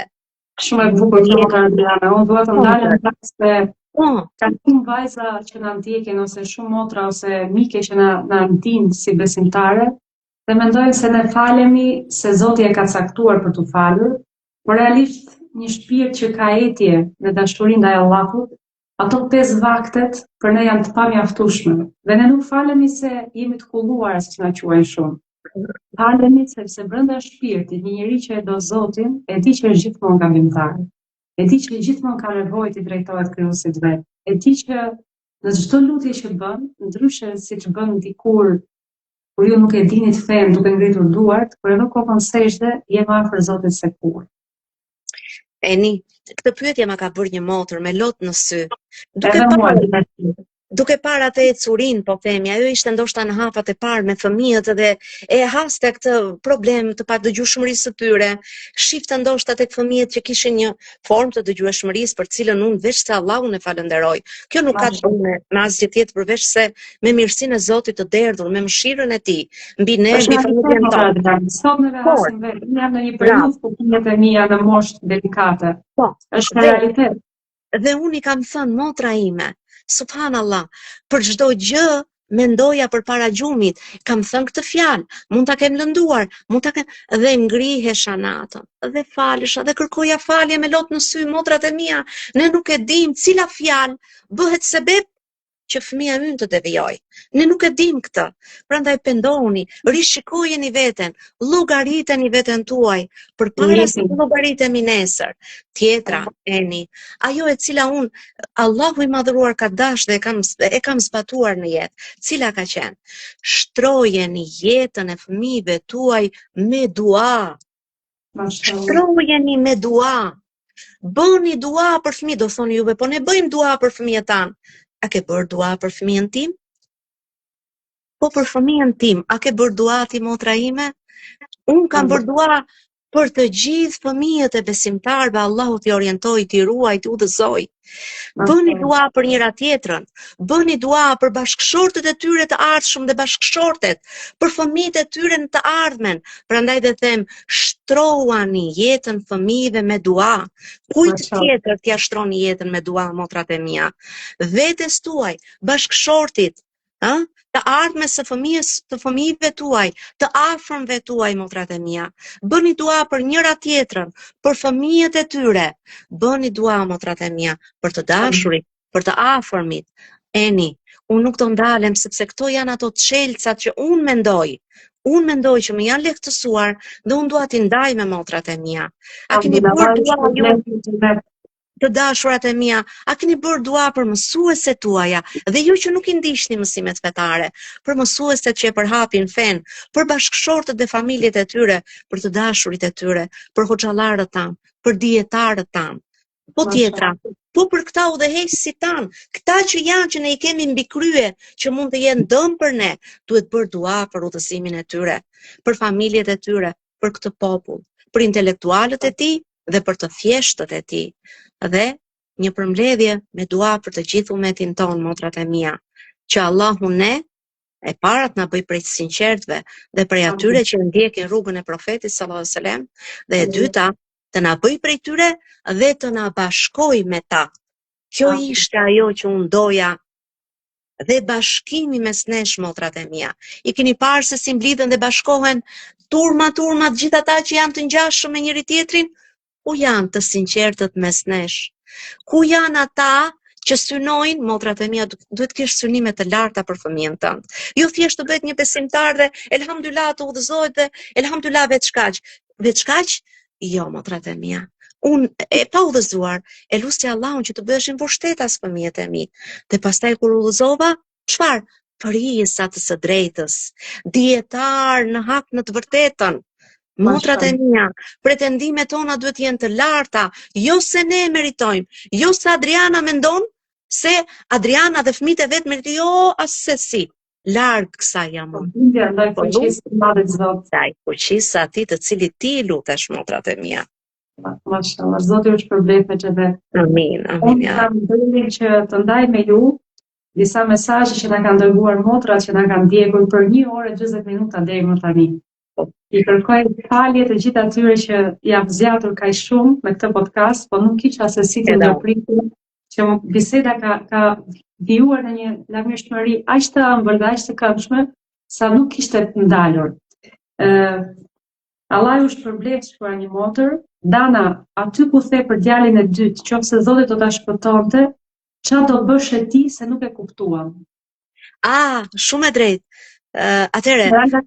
Faleminderit për pyetjen. Po, shumë e drejtë. Motra ime, unë isha e pa udhëzuar dhe pata një ndjesi në shpirtin tim. Dana, Adrian, o ti krijese imja, mu duk mua sikur se ku mu drejtua Allahu mua në shpirtin tim, në zemrën time. Unë e kam në dorë dhe po të dua ta marr dhe po të dua ta lë. Okej, unë tani po ta lë, shijoje ti këtë fëmijë. Po kur të vi një moment, a jeti gati të ma japësh vetë? Të ma japësh ti mua, ta japësh për hirin tim. Sa pyetje të bukur ke bërë me motra ime dhe Allahu të shpërbleft. Pse? Sepse kur kemi hyrë në Islam, ky fëmijë, kur dëgjon të ligjëratat e hoxhallarëve të nderuar dhe është folur për sprovën e Dexhallit, dhe ky dëgjonte për atë djaloshin besimtar i cili do dilte dhe do i thoshte Dexhallit, ti je Dexhalli, armiku i Allahut. ky ka qenë vetëm 4 vjeç dhe më ka thënë kur dëgjoi ligjëratën, o Allah, më bëj mua këtë djalosh. Dhe unë kam kryer dhe amin, amin. Djali i madh është tërhequr mbrapa duke dëgjuar lutjen e vllajt, o Zot më ruaj mua tha prej kësaj sprove. Dhe djali i madh është tërhequr mbrapa, djali i vogël duke ardhur drejt meje dhe duke bërë duan dhe nuk ka pushuar goja e tij me vite, o Allah më bëj mua këtë djalosh. O Allah më bëj mua prej shahidëve më të mëdhenj. Dhe vonë në Islam unë e kuptova kush ishte një nga format që ti mund t'ja ofrosh fëmijën, mund ta dhurosh ti fëmijën. Ajo është ta japsh atë në rrugë të Zotit, jo vetëm si shahid, jo vetëm si shahid, motrat e mia, por si dietar dhe prindër si besimtar. Si zbatues i rrugës së tij, marrës i asaj dije, trashëgues të dijes profetike, përhapës të saj, zbatues të saj dhe në fundeni, motrat e mia, nuk duhet të mjaftoheni vetëm me faktin që ne e adhurojmë Allahun dhe elhamdulillah kemi kryer dhe kemi elhamdulillah që jemi, ky është dhe qëllimi i krijimit ton. Motrat e mia, ne duhet të synojmë të jetojmë me ligjin e Zotit. Të ngrihet një shoqëri ku ne të jetojmë dhe ta kemi ligjin e Zotit, ligj të jetës dhe asnjë lloj ligji tjetër. A jeni lut juve për këtë ditë? Kjo është pyetja ime për ju. Apo përgatisni juve fëmijë për këtë ditë? Kjo është pyetja ime për ju. Vetë ne apo bëhemi gati për këtë ditë? Kjo është pyetja ime për ju. Mashallah, Allah është shpërblet. Kam shumë selame, dukeni që rezultoni dritë që të dyja. Enkeleda ju përshëndes shumë. Kemi këtu mes nesh një gërnatë tjetër, që unë kam patur fatin po si juve ta njoh. Dhe thot, e kam ndjekur me vëmendje dhe kënaqësi sepse kam pasur fatin që njoh të dyjave nga afër. Selam dhe shumë dashuri për ju të dyja nga Elisa. Besoj se motor ju do ta kujtoni pas mesazhit të lexoj më poshtë, ta kuptoni për kë Elisë bëhet fjalë. Çdo fjalë e nga zemra jam duke lotuar, thot Lorena. Lorena, përshëndetje dhe faleminderit që na ndjek. Na kënaqet, mashallah te berekallah. Motra jonë e dashur, përshëndesim shumë. Dana, këtë mesazh e lexuam dhe e tham, përshëndetje, Allah ju ruajt, ndërsa për namazin tim ka qenë shtys shumë e madhe Adriana. Duhet t'i kep akoma mesazhet kur më thoshte, provo të falësh namaz. Pse nuk falesh? Kur isha në Gjermani, aty ka filluar për herë të parë. Kjo është Elisa jonë. Masha Allah, subhanallah. Elisa duhet të jetë vogël. Unë e kam bërë miqe që në rrugët e vështirësisë në Gjermani dhe sot jemi miqe e përbashkët të treja ne. Subhanallah, Eli, motra ime, Allah të ruaj. Amin, ja dhe bashkë me juve. Ira, Allah ju shpërbleft me të mira se po kënaqem me këtë podcast. Allah ju shpërbleft dhe juve për kohë, shumë faleminderit. Ke bërë shumë mirë sepse e ke ditur se askush nuk mund ta bënte më mirë dhe për faktin se ti e ke parë si përgjegjësi, jo si status. Gratë që bëhen nëna, jo me përgjegjësi, ka nevojë për këshilla. Dhurata Allah ju shpërbleft, faleminderit. Po, e vërtet. Do vazhdoj më tej, vetëm për të respektuar sepse ka shumë keni pyetje. Selam aleikum, përshëndes iftarin nga Tetova. Faleminderit, Jerfeti, faleminderit motor. Duke që rezultoni, ju kërkoj ndjes nëse nuk kam lexuar diçka, sfida me veten. Është prop Elisa që na ka shkruar Adriana. Motor më vrije. Adriana ju përshëndes. Ka lexuar një mesazh që duhet i përmendja vajzat që kanë shkruar që po ju ndiqni. Do ta kërkoj edhe një herë. Krenare për ty e nderuar. Nuseiba, faleminderit, Allah ju shpërblet. Dhe përshëndetje, Dana, a këtë e kemi lexuar? E kisha një mesazh nga disa vajza që kanë përmendur emrin e njëra tjetrës dhe thonë që po na ndiqnin, por tani ma nuk mund të zgjej. Motra Adriana, jam shumë falënderuese për kohën që ndam së bashku, për mesazhet kaq domethënëse, për dritën e shpirtit që ju ndat me ne. Unë lusë Allahun që ky podcast, kjo kohë që ne ndam me njëra tjetrën dhe këto emocione, t'jem bërë një dritë në shpirtin e gjithse kujt që ka nevojë, por më shumti t'jem patur një reflektim për çdo grua, për çdo vajzë, për çdo nën, që e shikon këtë jetë si një garë mes njëra tjetrës, mes të pasurit, mes të qenurit, mes të dukurit, por realisht e vërteta, e bukura, dhe do me thënja është komplet gjithçka tjetër. Eni Allahu të dasht, për atë që je, Amin, nga bashkë me juve. Dhe për atë që ne kërkojmë që vazhdimisht të jemi edhe më të mira tek Allahu. Amin, bashkë me juve. Nëse kjo konsiderohet një mbyllje, atëherë unë doja t'u thoja të gjitha motrave, motra të dashura, kërkoni prej Allahut atë që juve ju duket e pamundur. Kërkoni prej Allahut xhenetet më të larta dhe bëhuni gati, se ato xhenete nuk fitohen me mosbindje ndaj tij. Motrat e mia, nënshtrojuni Zotit madhëruar. Duajeni atë dhe duajeni rrugën e profetit sallallahu alajhi wasallam, më shumë se veten tuaj. Mashallah, të beret Allah. Këshillat vëra, bisedë zemre dhe një emocion që të mbetet gjatë në kujtesën dhe në zemrën time. Allah ju nderoft, Zoti ju shpërblet me xhenet. Lusë Allah të bëhemi bashkë gjithmonë në vepra të mira, pse jo në podcaste tjera, kemi shumë për të ndarë së bashku. I kërkoj falje gjithë atyre që e shikoj se koha që është shumë e gjatë, është e diel fundjavë, por nuk ishte se si ky emocion mos përçoheshe deri në fund. Faleminderit për pranimin e ftesës, faleminderit për emocionet, realitetin dhe ato mirësi që ndat sot me ne. Allahu t'i qof falënderimi. Amin. Zoti ju ruajt. Faleminderit nga zemra që na ndoqët. Shihemi bashkë të dielën tjetër.